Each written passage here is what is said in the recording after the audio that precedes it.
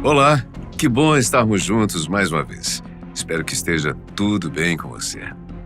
Existem várias teorias que falam a respeito das possíveis anomalias encontradas no contínuo espaço-tempo, incluindo a presença de dimensões extras em nossa realidade e a possibilidade de haver universos paralelos. Atualmente, esses assuntos são muito abordados em obras ficcionais, mas também passaram a fazer parte da rotina da pesquisa dos cientistas que querem revelar a verdade sobre a nossa vida e sobre o universo. Uma dessas pessoas é o jovem Max Lohan, de apenas 22 anos. Ele ficou conhecido aos 13 quando, supostamente, inventou um dispositivo capaz de gerar energia livre, o que poderia popularizar o acesso ao recurso como um dia sonhou o inventor Nikola Tesla, o grande ídolo de Max. O garoto apareceu na mídia em programas locais e chegou a ser laureado em universidades e programas que incentivam a inovação. Depois de algum tempo, Max publicou um vídeo explicando que os experimentos conduzidos no LHC, o grande colisor de hadrons, que acelera e colide partículas para reproduzir as condições do universo primitivo, podem ter criado uma espécie de portal, ou mesmo alterado a nossa realidade de alguma forma que teria nos empurrado para um outro universo, onde quase, mas nem tudo é igual. Papo doido, né? Mas e se for verdade? A primeira aparição de Max foi em noticiário local, mais especificamente num quadro chamado Someone to Know, algo como Alguém para Ser Conhecido em português, destinado a revelar pessoas que fizeram ou estão fazendo grandes contribuições para a sociedade, mas ainda permanecem no anonimato. Ele ganhou destaque por ter construído um coletor do horizonte de energia, um dispositivo que seria capaz de coletar a energia que está no ar, oriunda de ondas de rádio, energia térmica e estática, e transformá-la em eletricidade utilizável. O melhor de tudo é que o equipamento foi construído com objetos simples como uma colher, uma lata de café, um pouco de fios e 2 bobinas, o que teria lhe custado aí apenas $14. Ao final da matéria, Max conseguiu ligar uma fita de LED que foi enrolada em seu irmão, provando que o aparelho realmente funciona. A partir disso, o noticiário levanta o questionamento. Se já foi possível fazer isso com tão pouco, imagina o que esse tipo de tecnologia seria capaz de fazer em escala ampliada, construindo assim colheitadeiras para captar energia para abastecer uma casa, um bairro e até uma cidade. Enquanto anunciava o seu produto, o garoto mostrou que sabia do que estava falando. Ele explicou como foi possível construir o dispositivo, além de ressaltar que o seu grande objetivo não era ficar rico ou ser reconhecido, mas desenvolver uma fonte de energia limpa, livre e renovável que iria ajudar as pessoas. Objetivo nobre. A capacidade técnica, científica e emocional de Max Lohan impressionou a todos. O seu altruísmo realmente parecia ser genuíno e rapidamente ele ganhou o título de o garoto mais inteligente do mundo, se revelando como uma grande promessa para o futuro. Mas, como não poderia deixar de ser, então vieram as críticas. Algumas pessoas o acusaram de ser uma fraude, pois o seu equipamento não poderia funcionar de verdade. Há muito tempo foi inventado um aparelho chamado rádio de cristal, e muitos disseram que o garoto apenas deu uma nova roupagem e um novo nome para algo que já existia. O rádio cristal é o mais simples dos receptores de ondas de rádio e chegou a ser bastante popular no momento em que esse tipo de comunicação estava sendo desenvolvido. Sua grande vantagem é que todos os aparelhos precisam ser alimentados para reproduzir som. Mas o rádio cristal consegue tirar essa energia das próprias ondas emitidas pelas antenas de transmissão, o que permitia o acesso nas zonas remotas e no período em que esse tipo de equipamento ainda era muito caro. A primeira crítica é justamente essa. Ter que retirar energia de outro local já faz com que ela não seja livre ou gratuita, o que compromete o objetivo da invenção. Além disso, mesmo com a potência máxima a apenas 1 quilômetro de distância do transmissor, a maior voltagem que seria possível detectar é menor do que meio volt, o que torna o mecanismo pouco eficiente para ser usado como fonte de alimentação. Houve ainda quem criticou Max por estar quebrando as leis da física, pois a segunda lei da termodinâmica diz que energia não pode ser criada, apenas transformada. Porque toda a energia que existe no universo sempre existiu e continuará existindo até o seu fim. Uma placa solar instalada num telhado, por exemplo, ela não está gerando eletricidade do nada, mas transformando a radiação do Sol num tipo de energia que podemos usar a nosso favor nos nossos aparelhos. Mas acontece que Max sempre esteve ciente disso. Ele inclusive cita essa lei em uma das suas falas, onde explica como o seu dispositivo funciona. Então foi possível perceber que o garoto não estava recebendo os créditos como merecia, talvez por estar sendo julgado pela sua idade, ou por estar incomodando grandes companhias que lucram com as atuais formas de geração de eletricidade, assim como fez Nikola Tesla. É certo que o coletor do horizonte de energia criado por Max tem os seus problemas, mas precisamos levar em conta que ele tinha apenas 13 anos quando o aparelho estava sendo exibido na TV. Ou seja, ele já estava trabalhando na ideia antes disso, e isso precisa ser reconhecido. De toda forma, todo esse burburinho fez com que ele se afastasse da mídia por um tempo, até que ele voltou com uma mensagem que deixou todos de cabelo em pé. Max Logan afirmou que nós podemos estar vivendo num universo paralelo, diferente daquele do qual nós fomos originados. Isso aconteceu porque nós fomos lançados por um experimento conduzido no LHC, o grande colisor de hadrons do CERN. E mais, o garoto indicou uma prova que pode confirmar de forma empírica, experimental, as suas polêmicas declarações. Eu sei, a cabeça deve estar uma bagunça, né? Vamos entender isso aqui melhor. O LHC é o maior acelerador de partículas do mundo. Aparelhos como esses são usados para colidir pequenas partes da matéria para observar os seus resultados, os seus produtos. Provavelmente você deve se lembrar de estudar sobre os átomos nas suas aulas de ciências, né? Esse nome vem do grego e é o resultado da junção de dois termos. A, que significa não, e tomo, que quer dizer divisão. Ou seja, átomo é aquilo que não pode ser dividido, ou a menor parte da matéria. Muito bem, os gregos chegaram a esse conceito por meio de um exercício filosófico. Afinal, se nós podemos ir dividindo a matéria em porções menores, chegará um momento em que ela ficará tão pequena que não pode mais ser dividida. Esta é a partícula fundamental, que dá origem a tudo o que conhecemos.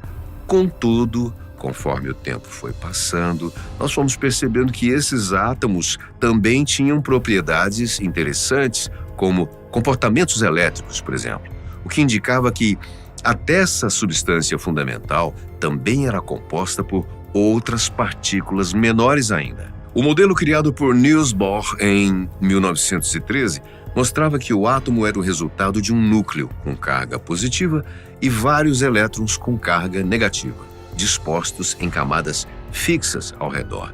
Já Erwin Schrödinger propôs em 1926 que, na verdade, esse núcleo também teria cargas neutras, os nêutrons, e que os elétrons não estariam em camadas fixas, mas fluidas. E esse é o modelo que nós estamos usando, ou que tem sido usado atualmente. Mas, se o átomo é tão pequeno, como seria possível dividi-lo, André? Será que usaria-se um microbisturi bastante afiado? É aqui que entra o acelerador de partículas como o LHC. O verdadeiro desafio de quebrar ou cortar um átomo não é encontrar algo pequeno o bastante, mas forte o bastante, já que a força que une os seus elementos é uma das mais potentes de todo o universo. Não é à toa que ele se chama força nuclear forte. Então, o conceito do LHC é relativamente simples. Trata-se de um enorme tubo onde são colocadas duas partículas para se chocarem entre si, ou contra uma placa, produzindo elementos menores que poderão ser observados. Mas a simplicidade para por aí, pois toda a estrutura necessária e os resultados alcançados são extremamente complexos. Só para você ter uma noção, o LHC, esse tubo que mencionamos, ele tem quase 30 quilômetros. As partículas viajam a uma distância intermunicipal a velocidades próximas à da luz, uma condição impossível de alcançar fora dos parâmetros produzidos por esse equipamento. Tá bom, mas por que fazer tudo isso? Simplesmente para saber qual seria a menor parte da matéria? Qual a lógica disso? Bom, sim e não. Primeiro porque chegar a uma parte indivisível da matéria já seria algo revolucionário por si mesmo. Mas o verdadeiro objetivo do LHC é recriar condições parecidas com as que tivemos durante o Big Bang, o evento que inaugurou o nosso universo. Nesse movimento inicial só havia partículas elementares que foram se juntando até construir o cosmos como o conhecemos. Dividir as partículas seria como tentar desvendar o passado fazendo o caminho de volta, juntando as peças para entender como a nossa realidade funciona. Entre tantas conclusões alcançadas até agora, uma se destaca: a de que o nosso universo é resultado de uma explosão seguida de uma rápida expansão.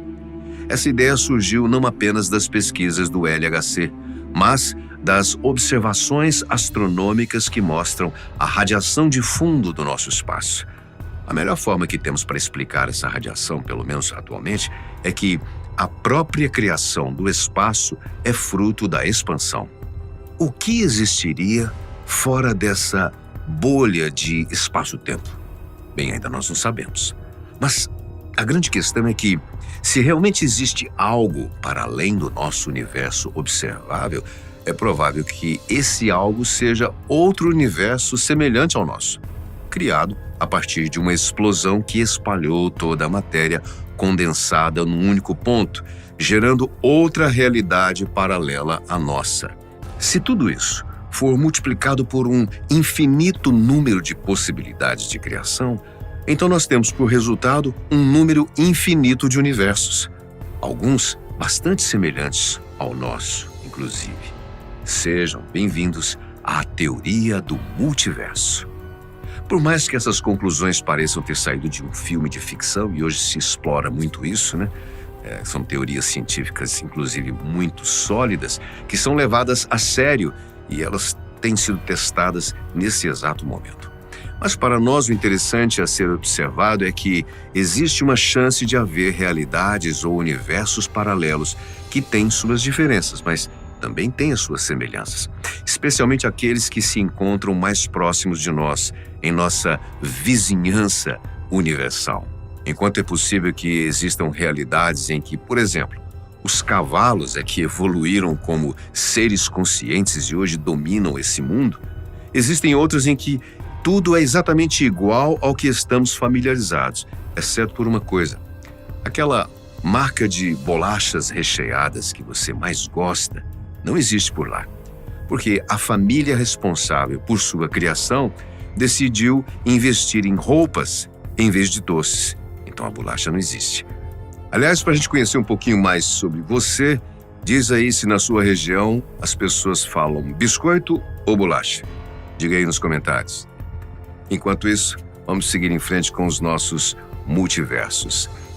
Bom, até então tudo bem, né? Afinal, é impossível saber se os universos paralelos existem ou não.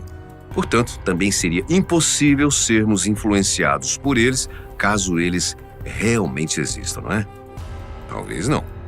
E é aqui que nós retornamos ao garoto prodígio Max Logan.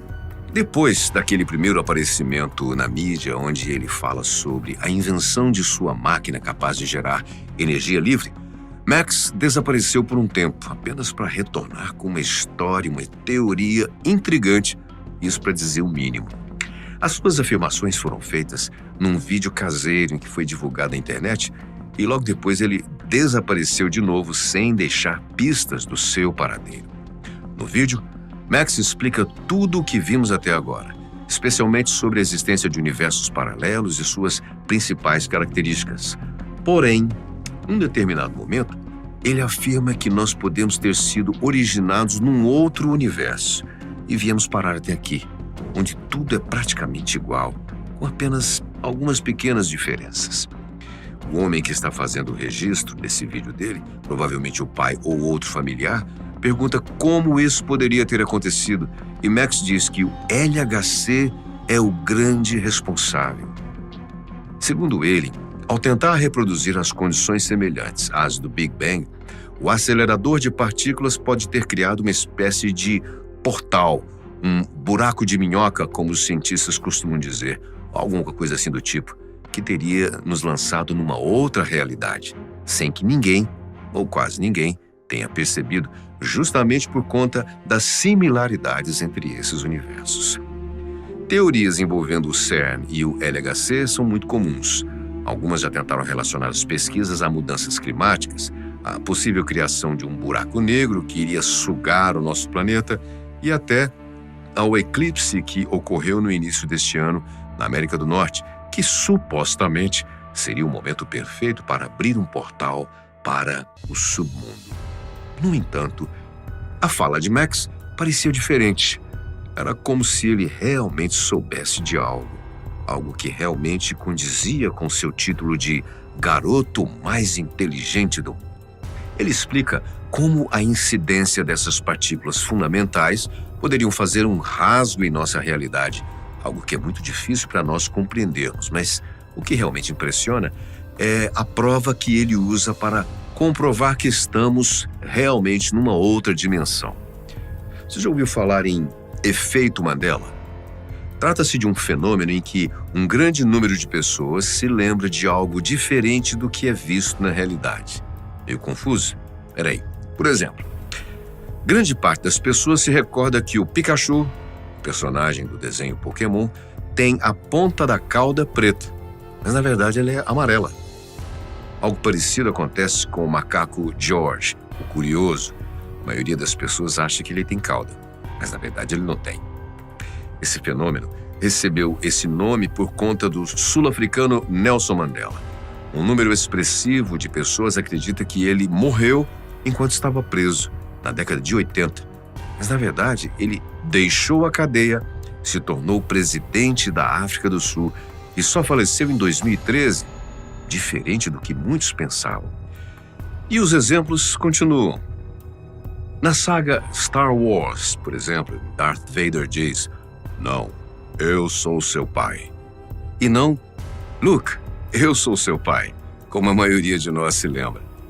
O desenho que você gostava de assistir na infância era o Looney Tunes e não o Looney Tunes. Assim como o personagem do jogo Monopoly, na verdade, não usa monóculo, diferente do que você se lembrava. Esses são apenas alguns exemplos citados pelo artigo publicado pelas psicólogas Deprassi Prasad e Wilma Bainbridge, da Universidade de Chicago. O fato é que essas falsas memórias são muito mais comuns do que nós imaginamos. E por que elas existem? Segundo Max, porque são resquícios de uma realidade anterior, onde as coisas eram exatamente como nós lembramos. Ao sermos transportados para essa nova realidade, nos deparamos com um contexto ligeiramente diferente, mas nossa memória permanece a mesma, sendo um dos poucos, se não o único indício de que temos do lugar onde viemos. Nesse sentido, nossas lembranças podem ser a única coisa que nos revelam quem realmente somos, ou, pelo menos, de onde viemos. A partir disso, várias pessoas passaram a monitorar as pesquisas do LHC a fim de traçar um paralelo mais concreto entre suas atividades e o aparecimento de memórias falsas. O acelerador funciona de forma intermitente para que as manutenções e atualizações possam ser feitas. E desde que Max divulgou suas conclusões, ele está sendo observado mais de perto. Por falar em Max, o seu paradeiro continua sendo um mistério. Alguns acreditam que ele só esteja se resguardando, fazendo um detox da mídia que o assolou desde muito cedo. Outros temem que ele pode estar sendo silenciado por pessoas ou grupos que não querem que saibamos demais. Enquanto isso, continuemos investigando. Afinal, a qualquer momento poderemos ser movidos novamente. Eu sei, você parece um pouco incrédulo, é muita maluquice, né? Você deve pensar, mas por um momento, e se for verdade? Existem inúmeras teorias que apontam que nós, de alguma forma, somos controlados por uma força externa. Algumas hipóteses se focam em aspectos sociais, mundanos, mas outras vão além e afirmam que poderíamos estar vivendo numa simulação, ou quem sabe, até mesmo numa prisão criada e mantida por civilizações superiores que querem nos manter afastados do restante do universo. Na primeira vista, essas suposições podem até parecer absurdas, mas conforme vamos conhecendo e nos aprofundando, percebemos que é um cenário bem plausível e até mesmo amedrontador, pois indica que provavelmente não somos tão livres como imaginávamos. Talvez você pense que tudo isso seja história para boi dormir, mas e se for verdade? A partir de agora, nós vamos te apresentar e analisar juntos 3 hipóteses principais. A de que somos controlados socialmente por pessoas, famílias e instituições poderosas aqui da Terra. Que, na verdade, estamos vivendo numa simulação e que a realidade não existe como a imaginávamos. E que talvez não tenhamos surgido neste planeta, mas como seres híbridos ou fomos trazidos de fora para ser mantidos em cativeiro. Vamos entender melhor cada uma dessas situações. A primeira possibilidade, a que nós provavelmente estamos mais familiarizados, é que entidades poderosas aqui da Terra estão nos controlando para garantir que os seus interesses sejam realizados. Mas não se deixe enganar. Nós não estamos falando de um controle impositivo, descarado, mas sigiloso, discreto, para que pensemos que a realidade deveria ser exatamente assim. Para que isso seja possível, algumas ferramentas são utilizadas. As mais conhecidas são as dívidas, os meios de comunicação e a desinformação. Todas elas existem para nos prender numa caixa mental, tornando-nos mais fáceis e dóceis de sermos controlados. Vamos entender como esse sistema funciona. A primeira ferramenta, as dívidas, servem para nos manter ocupados, dar sentido à nossa vida para que evitemos ficar pensando naquilo que realmente importa. Analise isso por um instante. Você nunca reparou que passa a maior parte do seu tempo, do seu dia, dos seus anos, da sua vida, trabalhando para ganhar um dinheiro que parece sempre ser insuficiente? É claro que precisamos levar em conta conceitos econômicos mais complexos, como os de classe social e modo de produção, mas, ainda assim, parece que grande parte do esforço que fazemos está sendo direcionado para outros lugares ou coisas que não temos acesso. Essa hipótese acredita que, enquanto estamos preocupados, ou melhor, distraídos com essas dívidas, nós deixamos de lado aquilo que realmente importa, isto é, nos perguntar ou refletir de onde viemos, para onde vamos ou quem verdadeiramente nós somos. Essas perguntas parecem inúteis, né? Filosóficas demais, mas se você se deter em uma delas por apenas alguns instantes, vai perceber que talvez você não tenha as respostas que sempre imaginou que tivesse. Enquanto nos esforçamos para conseguir chegar até o fim do mês, fazendo contas, procurando trabalhos extras, cobrindo buracos que vão sendo deixados ao longo do caminho, nós simplesmente não percebemos que estamos sendo escravizados por um falso Deus, o dinheiro, e que está no centro desse sistema de dívidas e, claro, das nossas vidas também. E é óbvio que não estamos dizendo que você não precisa ter responsabilidade com as suas dívidas, não se trata disso, mas que possamos prestar mais atenção nas coisas que nos consomem e que nem sempre temos controle ou ciência, como impostos abusivos, juros, taxas, inflação, etc. Todos esses conceitos são abstratos e talvez nem sempre estão ligados às coisas para as quais eles foram criados. Pense nisso. A segunda ferramenta seriam os meios de comunicação. Essa é uma ideia um pouco mais comum, não é verdade? E eu tenho certeza que você já ouviu falar algo como: a mídia serve para controlar as massas. Contudo, mesmo que seja algo mais conhecido, tente lançar um novo olhar para essa questão, principalmente inserido dentro desse conceito que estamos propondo. De fato, essa teoria propõe que os principais veículos de comunicação servem para controlar as pessoas. Como? Produzindo medo, selecionando apenas os conteúdos com assuntos pertinentes, fazendo campanhas ideológicas que tentam moldar a nossa opinião a todo custo. Tudo isso pode criar um mecanismo de controle que é forte o bastante para moldar a nossa realidade. Já percebeu como estamos sempre em crise? Que o mundo está constantemente próximo do fim, mas ainda assim continuamos aqui, sempre existindo. O terceiro instrumento está diretamente relacionado com este, mas é voltado especificamente para a desinformação. Recentemente, a pauta das fake news acendeu um alerta no mundo todo, você se lembra? Trata-se de histórias falsas com conteúdos políticos, econômicos, sociais, que servem tanto para manipular quanto para nos distrair daquilo que realmente importa. Segundo essa hipótese que estamos analisando, essa ferramenta surgiu para capturar as pessoas que estavam migrando dos canais de comunicação clássicos, como rádio e televisão. O conteúdo não importa, pode favorecer a um grupo específico, depois o jogo vira e os atacantes viram alvo. O que interessa é que essas polêmicas ou notícias falsas sempre são lançadas quando é necessário tirar o foco de alguma coisa realmente importante, fazendo com que a manipulação se torne uma tarefa cada vez mais fácil. Mas, afinal, André, quem estaria por trás de tudo isso? Essa é a grande questão, pois não é possível saber ao certo.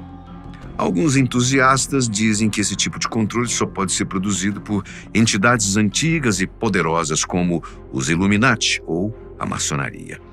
Outros acreditam que são famílias poderosas que controlam o mundo, os Rothschild, Collins, Rockefeller, assim por diante.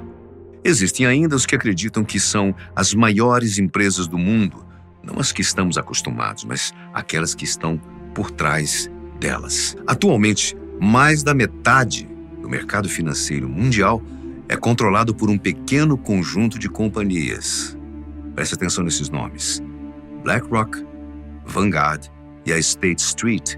E como sabemos, no mundo das finanças, quem controla metade, controla tudo. Essas entidades detêm a maior parte das ações de empresas como Microsoft, Apple, Nvidia, Google, Amazon, além de grandes outras do setor de alimentos como a Coca-Cola, PepsiCo, Tyson Foods e assim por diante. Você pode até não concordar com essa teoria, mas é preciso reconhecer que instituições como essas, que possuem tanto poder em suas mãos, seriam sim capazes de fazer tudo aquilo que nós mencionamos e, quem sabe, até mais. Bom, vamos seguir para a nossa próxima hipótese, a de que fomos presos aqui na Terra por uma civilização alienígena mais avançada. Parece absurdo, né? Então espere até conhecer um pouco mais sobre ela. Essa ideia foi elaborada por um ecologista chamado Alice Silver e foi divulgada em seu livro Os Humanos Não São da Terra, uma avaliação científica dessa evidência, lançado em 2013. O autor sugere que nós somos originários de outro planeta e que fomos expulsos para cá por algum motivo, ou que somos produtos de uma mistura de espécies, provavelmente hominídeos que viviam na Terra, como os Neandertais, ou alguma raça alienígena desconhecida, talvez de Alpha Centauri, que é o sistema estelar mais próximo do nosso. Mas com base em que ele defende isso, André? Ora, nossos trejeitos e a nossa falta de capacidade para nos adaptar em nosso próprio planeta. Você nunca reparou nisso? Enquanto a maioria dos animais seguiam por seus instintos e são totalmente capazes de se virar na natureza, nós precisamos constantemente de proteção, inclusive em relação à nossa própria estrela, pois se ficarmos muito expostos ao sol, sofremos tonturas, queimaduras e outros ferimentos graves. Mas por que isso acontece? Se, teoricamente, fomos selecionados para nos adaptar melhor ao nosso meio. Porque, ao longo da nossa evolução, segundo o pensamento evolucionista, nós perdemos nossos pelos, que produziam uma camada de proteção ao frio e ao calor. Por que crescemos e ficamos mais eretos, se a gravidade da Terra está constantemente nos puxando e produzindo problemas em nossas colunas? Tudo isso não parece muito estranho? Alice Silver propõe que o planeta de onde viemos tinha uma gravidade muito menor em relação à Terra. Por isso, não precisávamos nos esforçar tanto para andar, trabalhar, enfim, fazendo com que todas as nossas atividades fossem mais naturais para nós, assim como acontece com os animais à nossa volta. O próprio esforço que precisamos fazer para produzir comida parece estranho. Nós não temos garras ou presas para caçar como os animais carnívoros, mas também não conseguimos nos manter como seres 100% herbívoros. Os humanos precisam de instrumentos para conquistar ou produzir sua comida, e depois ainda precisam prepará-la de uma forma que simplesmente não é vista na natureza. Nós não podemos dormir em qualquer lugar, não conseguimos controlar nossa temperatura corporal com tanta facilidade. Até o parto dos seres humanos parece muito mais complicado do que deveria ser. E depois que a mulher enfrenta longos períodos de dor e dificuldades, ainda precisa cuidar de um bebê que nasce totalmente despreparado para se guiar no mundo, diferente de todas as espécies que vemos por aqui. Mas, se isso é verdade, por que fomos trazidos e deixados aqui sozinhos? Silver acredita que podemos ter sido deixados na Terra, pois somos uma espécie naturalmente violenta e precisamos de uma quarentena para aprender a socializar e interagir de forma pacífica com outras formas de vida. Isso pode explicar o motivo de não conseguirmos encontrar nenhuma forma de vida, nenhum vestígio sequer, no meio de um universo tão vasto e dinâmico. As probabilidades simplesmente não estão do nosso lado. Parece muito possível que estamos sendo observados ou até mesmo controlados e que só teremos um contato direto no momento em que estivermos realmente prontos para isso. Porém, se continuarmos com tantas guerras e disputas, talvez isso demore mais do que deveria. Mas se você ainda não se convenceu, existe mais uma face dessa teoria que pode te fazer mudar de ideia. Pense comigo. Estamos dizendo que fazemos parte de uma espécie que vivia em outro mundo onde tudo era mais fácil, pois ele era mais adaptado a nós. No entanto, os humanos se comportaram mal, quebraram algumas regras, foram expulsos, excluídos para uma espécie de prisão onde deveriam lidar com as consequências dos seus atos, mas que ainda podem ter a esperança de voltar ou de se redimir, desde que possam evoluir para estar nesse outro espaço. Essa história não parece estranha, né? Isso porque esse é basicamente o enredo de grande parte das religiões do mundo, inclusive as cristãs. Segundo a Bíblia, nós fomos expulsos do paraíso, onde tínhamos tudo e vivíamos em comunhão com Deus, pois desobedecemos o nosso Criador e caímos no pecado. Mas Ele, em sua infinita misericórdia, nos enviou seu Filho para nos ensinar e nos redimir, e basta segui-lo para alcançar novamente o paraíso. Talvez essa teoria não esteja tão distante como imaginávamos, mas seja uma nova forma de descrever uma mesma realidade. Concorda? Mas ainda nos resta mais uma hipótese. A de que estamos vivendo numa simulação criada por uma civilização mais avançada do que a nossa. Essa ideia ficou muito famosa depois do lançamento de obras como Matrix, O Show de Truman, entre outras. Mas as suas bases são muito mais antigas do que você possa imaginar, o que significa que há tempos estamos sendo instigados por essa provocação. Os primeiros vestígios dessa dúvida surgiram por volta do século IV a.C., na obra do mestre taoísta Zhuangzi. É dele aquela máxima de um homem sábio que estava caminhando num dia ensolarado e resolveu descansar embaixo de uma árvore. Depois de pegar no sono, o homem teria sonhado que era uma borboleta e, ao acordar, não sabia identificar quem ele era realmente. Um homem sonhou que era borboleta, ou uma borboleta sonhando que se transformou num homem. Outra alegoria bastante famosa vem da filosofia grega clássica, mais especificamente de Platão, que foi o responsável por descrever a alegoria da caverna. Segundo ele, um prisioneiro acorrentado numa caverna, de frente para a parede, pode considerar que as sombras projetadas pela luz que vem de fora são a verdadeira realidade, pois ele não tem acesso às informações necessárias para identificar que a verdade está atrás de si, fora da caverna. Esses pensamentos são incipientes, mas servem para nos mostrar como o homem já era capaz de questionar o estatuto da realidade há muitos séculos atrás. Parece que fomos programados para desconfiar que algo não está acontecendo da maneira como deveria, ou que a existência na qual estamos inseridos pode mascarar algo que está escondido para nós, mas que, nem por isso, deixa de existir. O próprio empresário Elon Musk já anunciou numa conferência que acredita que existe uma probabilidade, mesmo pequena, de que estamos vivendo numa simulação criada por uma força externa. Será que é possível calcular a probabilidade de estarmos vivendo num ambiente criado artificialmente? Fala sério. E a resposta é sim. Essa hipótese foi oficializada pelo filósofo Nick Bostrom, da Universidade de Oxford, em 2003. Ele publicou um artigo bastante complicado, onde levantava as principais características deste dilema, ou melhor, desse trilema, pois ele levantou 3 principais possibilidades para responder a este questionamento. As possibilidades são: as civilizações geralmente se extinguem antes de terem a capacidade de criar simulações da realidade. Segunda, em geral, civilizações avançadas não têm interesse em criar simulações da realidade. E terceira, é quase certo que estamos vivendo dentro de uma simulação de computador. Se assumirmos que as 2 primeiras alternativas chegam ao mesmo resultado, ou seja, apontam que não estamos numa simulação, nós criamos um problema probabilístico com 2 chances, ou seja, a probabilidade de que estamos vivendo numa simulação é de cerca de 50%, assim como as chances de tirar cara ou coroa jogando uma moeda para o alto. E não somos nós aqui da Fatos que estamos dizendo isso, mas o astrônomo David Kipling, da Universidade de Colômbia. No filme Matrix, as pessoas foram colocadas numa simulação depois de perder uma guerra contra as máquinas e acabam sendo usadas como baterias para alimentar o sistema.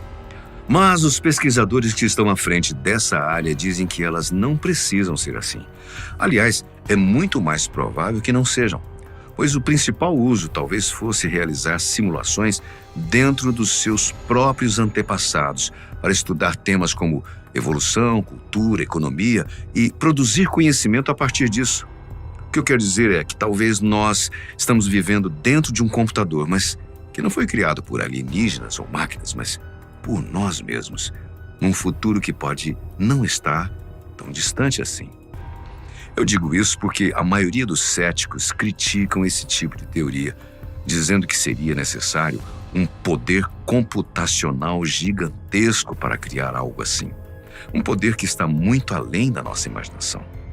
De fato, eles estão certos, mas se foi possível criar tudo o que temos até hoje em cerca de 10 mil anos de existência do ser humano moderno, imagino que não seria possível com mais 10, 100 mil ou 1 milhão de anos, principalmente se considerarmos os avanços tecnológicos dos últimos séculos. Eu sei, talvez seja difícil acreditar em tudo isso, né? Uma grande viagem que deixa a cabeça da gente efervescente. Mas e se for verdade? Que bom estarmos juntos mais uma vez. Espero que esteja tudo bem com você. Eu sou André Pimenta e quero te convidar para uma viagem incrível pela imensidão do universo, com seus 93 bilhões de anos-luz de diâmetro e suas incontáveis galáxias. E também pela complexidade do cérebro humano, que usa mais de 80 bilhões de neurônios para produzir as maravilhas inerentes à mente humana. Vamos investigar juntos as semelhanças entre esses 2 sistemas e tentar desvendar um grande enigma filosófico. Será que existe uma conexão entre nós, nosso cérebro e o cosmos? Essa questão está muito além de uma simples metáfora poética. Ela se tornou objeto de investigação científica e poderá revelar uma ligação que vai desafiar tudo o que conhecemos até aqui. Eu quero começar com uma pergunta instigante. Será que as nossas redes neurais são um reflexo da trama das galáxias do universo? Pergunta doida, hein? As leis que governam o cosmos, as estrelas, os planetas, também regem o nosso ser? Agora segura essa. Será que nós estamos vivendo dentro da mente de alguém? Vamos atrás dessas respostas. Talvez a primeira dimensão que precisa ser examinada é a nossa atração por padrões. Você já reparou nisso? Desde o surgimento da consciência, da nossa linguagem, nós temos uma grande facilidade para perceber semelhanças, distinguir conjuntos e estabelecer arquétipos, modelos que se repetem e que podem ser diferenciados em meio ao caos. Foi assim que os primeiros humanos olharam para o céu e conseguiram reconhecer as constelações, o movimento dos corpos celestes, e, do mesmo modo, eles perceberam que a Lua possui diversos ciclos e que a natureza se divide em estações. E à medida em que fomos evoluindo, a nossa capacidade de identificar padrões também mudou. Nós percebemos que essas repetições não eram simples coincidências, mas fenômenos regidos por leis e princípios muito bem estabelecidos. Dessa forma, além de reconhecer os padrões, poderíamos prevê-los, possibilitando que a natureza e a realidade à nossa volta fossem controlados por nós. As constelações, os corpos celestes, poderiam ser usados para nos guiar. As fases da Lua e as estações poderiam definir o melhor momento para plantar, colher e nos preparar para os momentos de escassez. Tudo parecia estar submetido a um regime que poderia ser naturalmente identificado por nós. Essa habilidade, inclusive, possibilitou que os gregos antigos descobrissem a proporção áurea, uma representação visual que pode ser expressa como uma constante matemática e que está presente nas obras de arte e na arquitetura, assim também como na natureza e em nossos corpos. Bom, a partir disso, foi possível perceber que os padrões naturais não são estáticos. Ao contrário, são extremamente dinâmicos e estão presentes em todos os lugares. No crescimento das plantas, no curso dos rios, na formação das nuvens, no estabelecimento das galáxias. E isso também inclui os sistemas microscópicos, como as estruturas genéticas, a embriologia, o curioso mundo das partículas e da física quântica, enfim. Todas essas constatações revelam que aquilo que para nós é o mais interessante nos padrões, eles são autossimilares, o que significa que parecem ser iguais em qualquer escala. Quer nós estejamos olhando para uma folha ou para uma floresta inteira, uma gota d'água ou um rio, o nosso cérebro ou a vastidão do universo. Mas será que essa busca incessante por padrões é apenas uma ferramenta adaptada para a sobrevivência?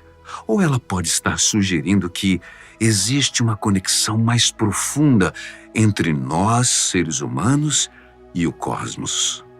Agora, pense comigo. Será que essa capacidade pode ser um reflexo dos padrões observados no universo?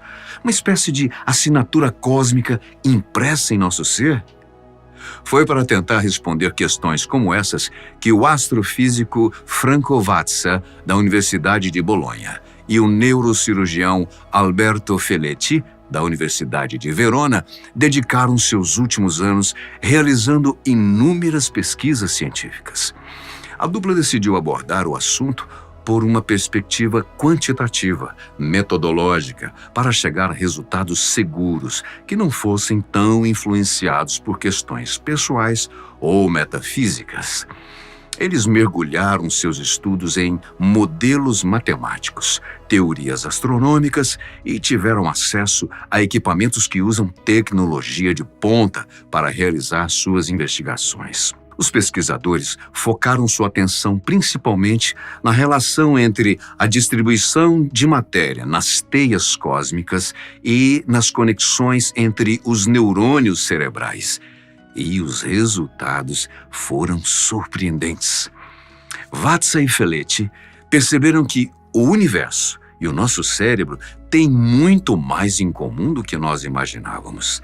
Ambos são formados por uma rede, uma teia, que no cérebro são os neurônios e no universo as galáxias. Nos dois sistemas, a matéria, neurônios ou galáxias, representa apenas 30% de sua composição, enquanto os outros 70% são constituídos por uma matéria inerte, que em nosso caso é a água e no cosmos a energia escura. Além disso, os cientistas identificaram que essas redes, neurônios e galáxias, são organizadas de uma forma bem específica, usando nódulos e filamentos para se conectarem. E eu chamo a sua atenção aqui porque essa descoberta é muito mais significativa do que aparenta ser.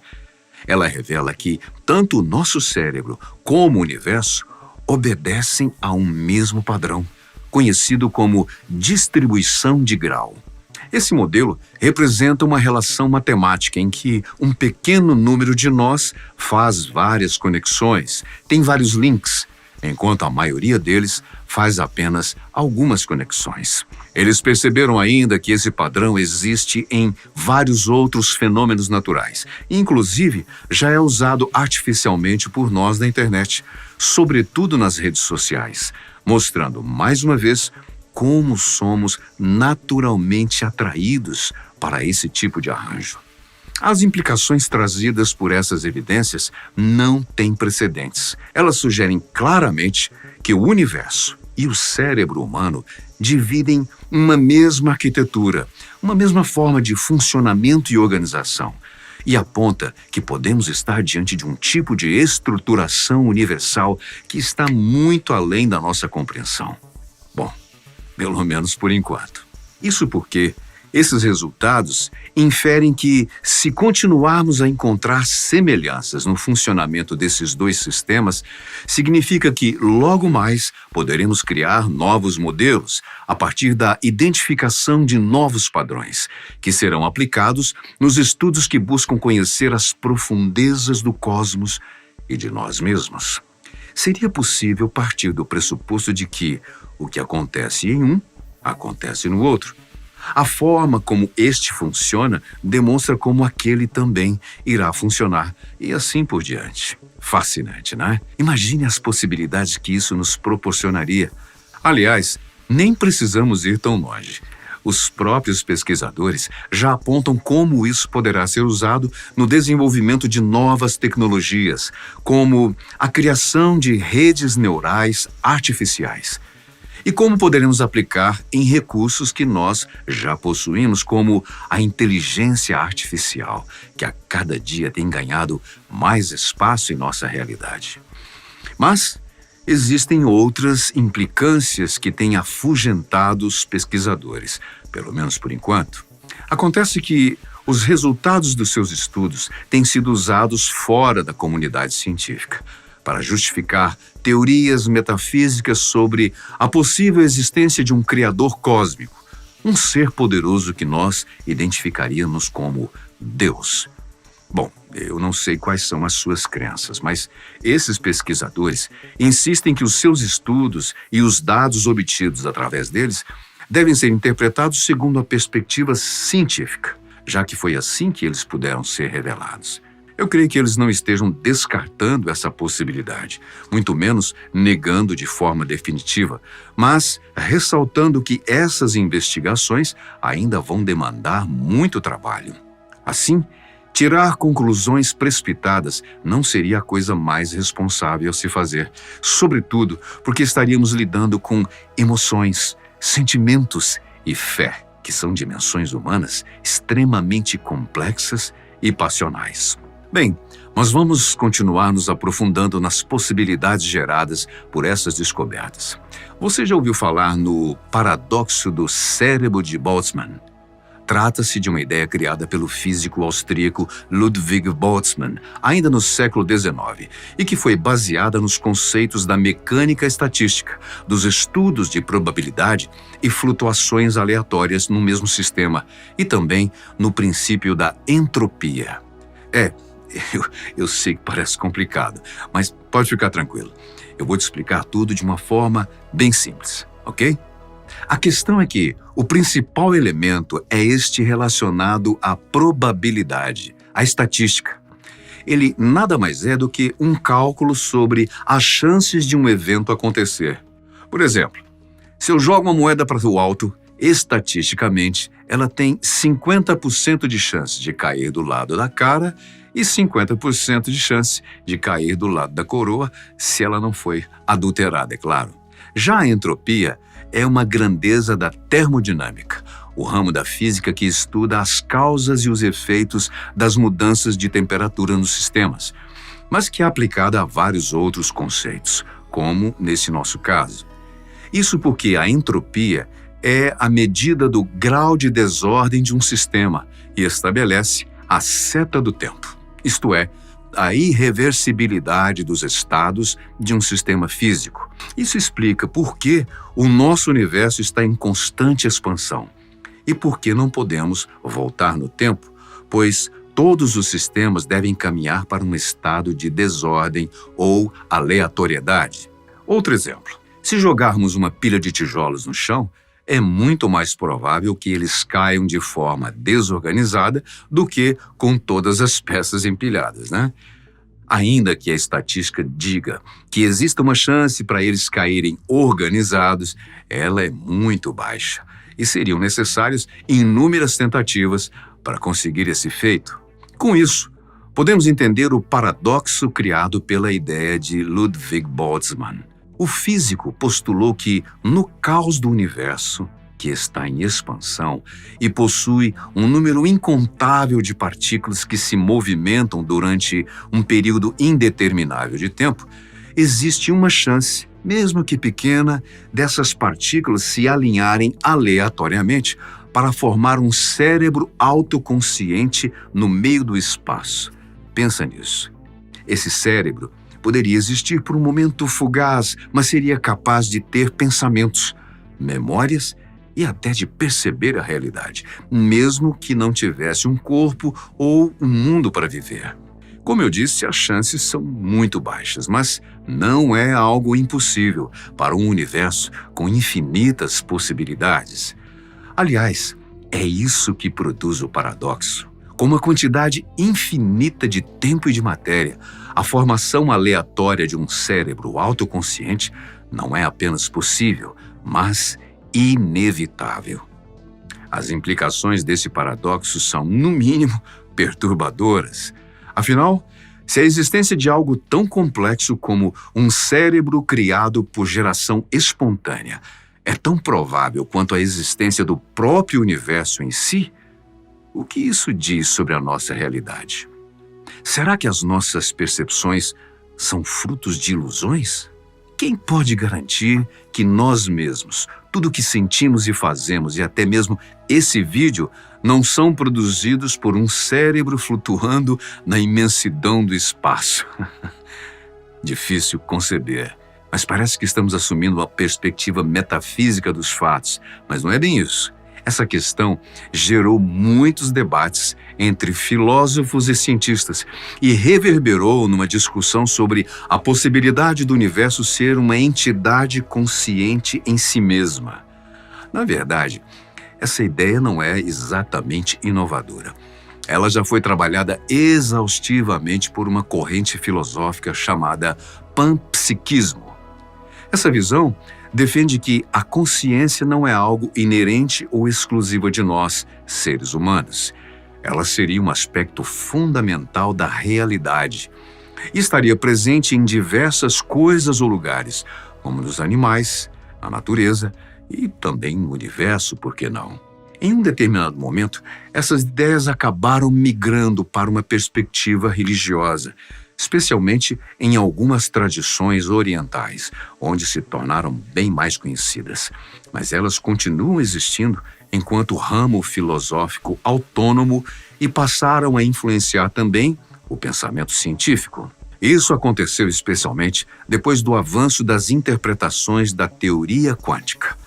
Alguns autores começaram a sugerir que a consciência desempenharia um papel fundamental no colapso da função de onda, que é um dos processos pelos quais um sistema quântico evolui, o que implicaria numa relação causal entre o observador e o objeto observado. Bom, em outras palavras, a consciência e os nossos pensamentos poderiam influenciar a realidade. E não para por aí. Alguns cosmologistas e neurobiologistas exploram esses conceitos para interpretar as relações e similaridades entre o cérebro humano e o universo que vimos agora há pouco.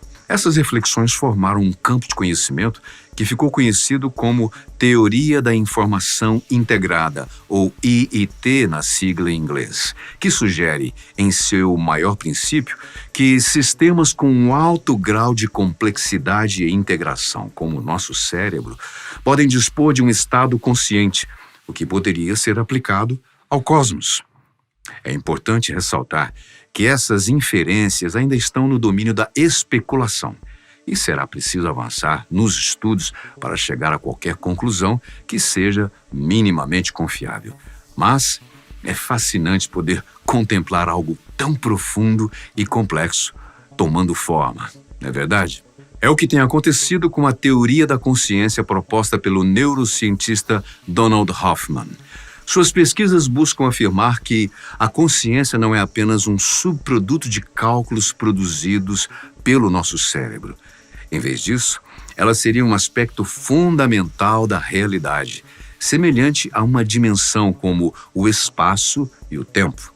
Ele também está se baseando nos princípios da física quântica e sugere que a consciência seria o produto de interações complexas entre as partículas do nosso cérebro, que são governadas por leis ou padrões que estão muito além da física tradicional, à qual estamos acostumados. Isso poderia implicar e atestar de forma empírica que a consciência não dependeria apenas do nosso cérebro ou do nosso corpo, mas ela estaria em outros lugares semelhantes, igualmente complexos e profundos, como é o caso do universo. Se isso realmente for constatado, com certeza irá mudar radicalmente a nossa relação com nós mesmos e com o mundo à nossa volta. Quem sabe assim, não nos tornaremos verdadeiramente conscientes e repensemos as nossas ações que têm influência sobre o outro e sobre o mundo à nossa volta. Muito obrigado por me acompanhar nessa viagem incrível. A gente se vê na próxima. Muito obrigado.